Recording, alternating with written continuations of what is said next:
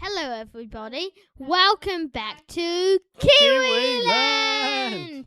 This episode of Kiwiland is about the ANZACs, and we're doing the ANZAC because it's ANZAC Day.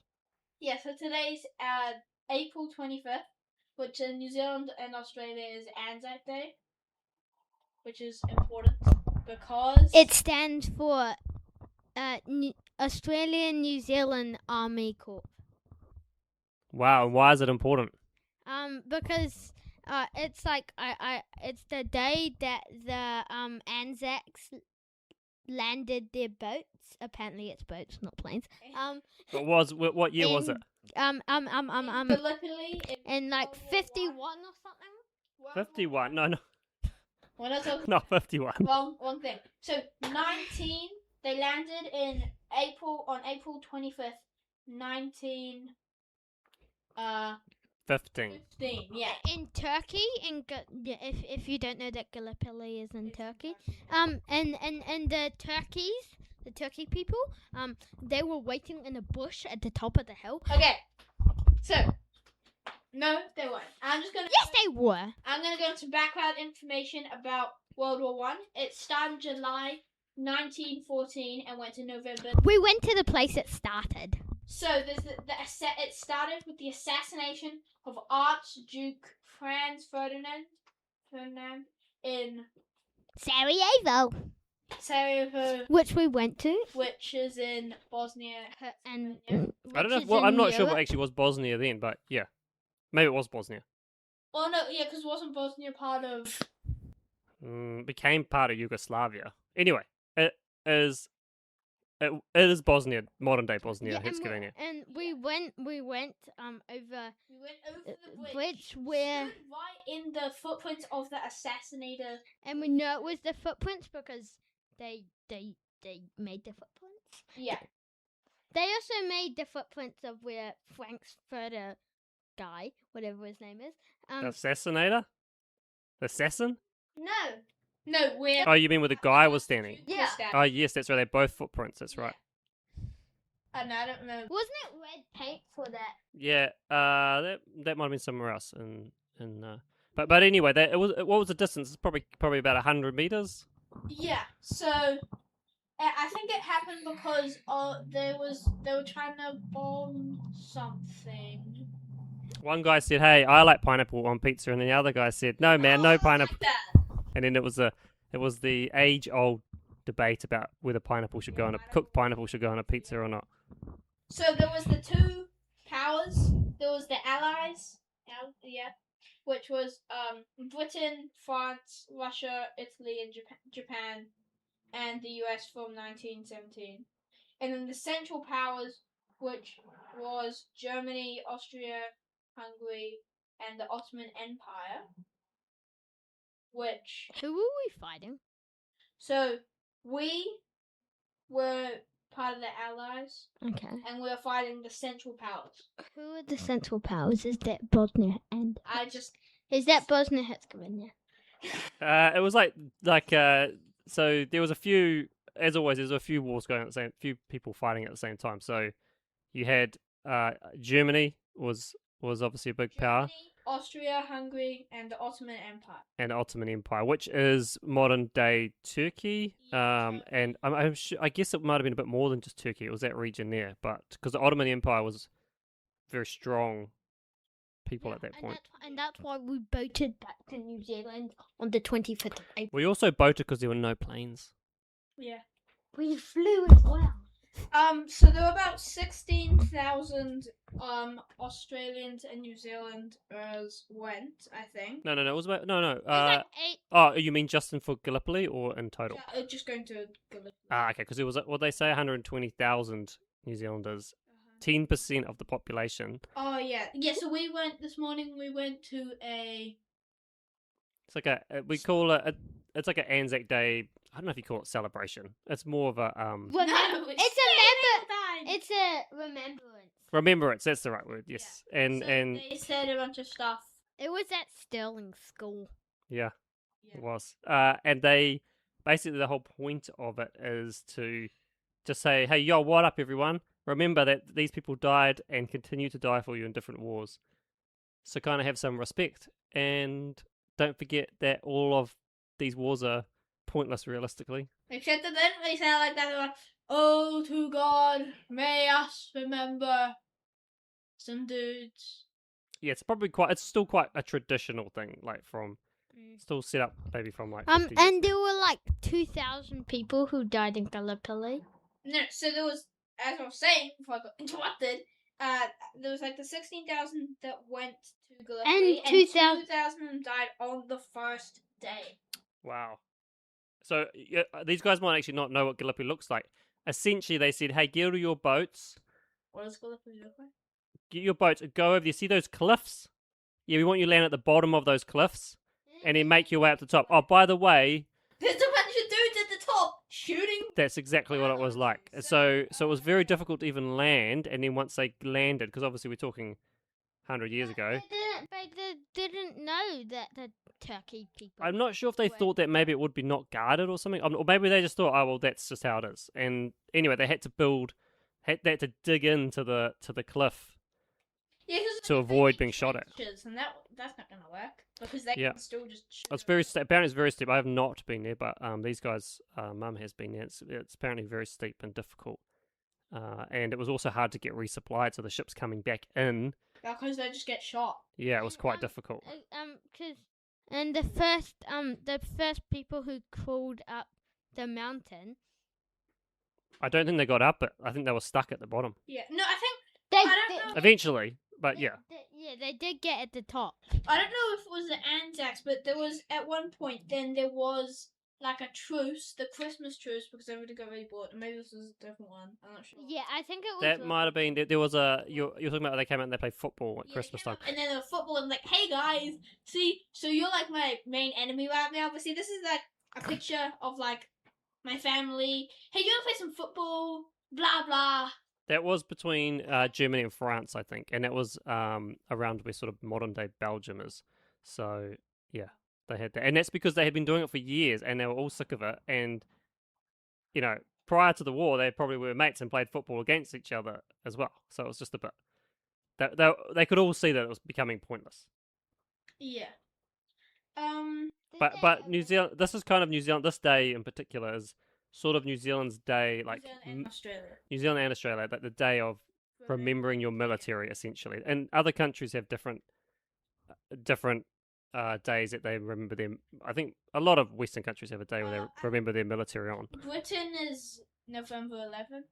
And what they call like soldiers. I think in America it's called Soldiers' Day or something. They have a day. I don't know what it's called. The place where they landed actually became ANZAC Cove. Yeah, it did. Called ANZAC Cove. And they have a ceremony there every year as well. They do. They do. That's where when your mum has gone to that ceremony. Oh, so that? Yeah. I think in an earlier episode, maybe we didn't. Maybe we did. Yeah, I think we did. Did we talk about ANZAC biscuits? Yeah. Yeah, we did. Yeah, and then so the ANZAC biscuits. I know because at war there is not much food, so ANZAC biscuits lasted ages without going off. So then people made them and sent them in boxes. Yeah, so they literally just got like sugar and wheat, and then just like chucked them in the oven, and then they made this biscuit that was so hard you could like slam it with a hammer. I think the key part was New Zealand. It took 6 weeks for stuff to get from New Zealand over to Europe, and so the biscuits hit the last 6 weeks. Yeah. So that's why they made them how they were. I mean, they're basically just like concrete. Yeah, but then now that they taste more delicious because I don't want to eat concrete. Or 6-week-old biscuits. Yeah. They're softer, and they're made of more sugar. But your sugar's good. Yeah. So other things we do here is that you can wear like a poppy. It's called like the flower, the poppy. Oh yeah. So when wait, so there are the red poppies. The red poppies are for the ANZACs, and the purple poppies. They're purple poppies. They're for all the animals that went to war.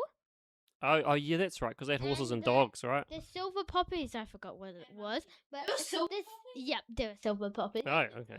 And yeah, and they stand for something I don't really know. I did not and even know there were black purple ones. And black. Oh, there's black as well. What? Yeah, the black poppies stand for like Asians who came over in World War One. Ah, okay. Do you mean from, like, say, what, Japan or something, or Vietnam or something? Yeah. Ah, right, okay. So So the poppies, you generally give a donation, and you get this, like, paper, like, I think it's paper or plastic, whatever, little poppy thing. Yeah, plastic. Or they're not plastic. They're made of. Anyway, they made it. They're red. They look like a poppy, and you pin it to your chest. I think over your heart, really, and then people will wear them for a couple of days around here. So around ANZAC Day. yeah. And that's kind of one of the traditions. The other one is that people might make I'm terrible at this word, a reef. Yeah, a Wreath. The. It's a The. Wreath. Wreath. The. Anyway, they make a poppy. They make a poppy wreath. No, it doesn't have to. It's just flowers and leaves and stuff. Whatever. So I think it can kind of be anything. they called up different names of different like associations and schools and stuff. And we did it at my school on Friday, so yesterday. Yeah. So. Each class made a wreath. Oh, cool. Did you make one each? Huh? Did you make one each? As a whole class. Yeah, that's what I mean. The whole class. So yeah, our class, we're the only class in the school that had all the different types of poppies. So that's how you're a poppy genius. Yeah. And then our class and Mrs. Wayne's class joined together because they didn't have enough leaves and we didn't have enough Combined. poppies, so we combined. So then the two giraffes of our class. So like the giraffe at our school means like. Okay. It mean, anyway, two people went up and laid the poppy at the flagpole. Yeah, and that happens all over the country at different areas that are sort of war memorials. They're mainly World War One and World War Two memorials, and people will lay these wreaths, and that's kind of like that's a traditional thing as well. And then they played the last post. Yes, they do, which is played by what? A bugle. They're like. Bim bim bim bim bim bim bim bim. They're like. Dun, dun, dun, na na na na. No, but yeah, it plays that. You would have seen it in other military type things around the world. It's pretty common, I think. And that plays as they're raising the flag, and then ceremony finishes. And then they have the minute of remembrance. So they lowered the flag, and then they said something, and then they're playing the bugles. They lowered the flag, and then they said like something, and then they're playing the bugles. They raised the flag. Oh right, yeah, I was at the back. And then they Couldn't have quite the see. minute. Cause I think they have it up, and then they play the bugle, and then they're pulling it down, and then they have the minute of remembrance when it's down, and then they put it back up. Right. again. Okay. Yeah. So it's a important day.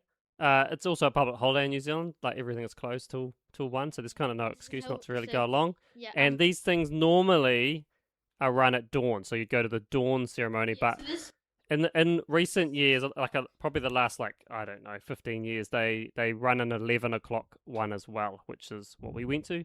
And I think that's because I ain't getting up at 6 o'clock. I need my beauty sleep, guys. yeah. So I think that was part of the reason. And as time's gone on, like a lot of New Zealanders don't exactly have a connection directly to the military anymore because, this would be more my grandfather's generation, and then great grandfathers. Whereas it's their great grandfathers. See, they don't even know them. So I looked up this when I was doing research. Then I said that the last dude from Gallipoli died in 2002. and there must be some World War II ones around still then. Yeah. Only a couple. Maybe they're dying like now. Well, let's say if they were they'd be 100. They'll be 100-ish right now. So there'd be hardly any of them, for sure. There'd be 100. Oh yeah. 100-ish. There might be someone who's like 98 or something. Yeah, because then they have to be at 14 when they were. Well, I mean, I think you're meant to be 18, but people lied, obviously, and went. It's like, I want to go to war. It's gonna be fun. Yeah, right. That didn't really work out. No, Timmy. That's pretty much what always happens with war. They glorify it. So, anyway, I ain't going to no war. Hello, guys. We're coming around. Who wants to go to war? It's really amazing. You can get a bunch of glory and stuff. Oh, level ups, yeah. achievements unlocked. They also had dumpy dinosaurs in the war. Oh. They jumped over trenches. Right, we've finished. I think we're finished now. Dumpy After that, dinosaur, I'm a dumpy, anything we missed? dumpy dinosaur. Anything we I'm a missed? No. I don't think so. I'm a dumpy. All right, see ya.